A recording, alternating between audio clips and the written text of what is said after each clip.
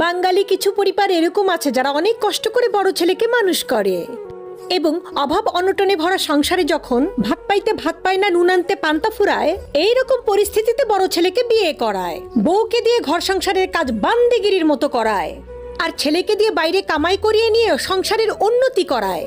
সংসারের উন্নতি করতে করতে যখন বড় ছেলের জীবন পান্তা, আর বড় বউ তো ওই যে আগে থেকে কাজের বুয়া হয়েই আছে। বড় ছেলের টাকা পয়সা দিয়ে যখন সংসারে উন্নতি হয়, সংসারে সচ্ছলতা আসে, তখন ছোট ছেলেকে করায় বিয়ে। বিয়ে করিয়ে ছোট ছেলের জন্য নিয়ে আসে জমিদারের মেয়ে। কারণ সংসারে তো এখন আর টাকা পয়সার অভাব নাই, জমিদাররা তো দেখে এমনি মেয়ে দিয়ে দিয়েছে।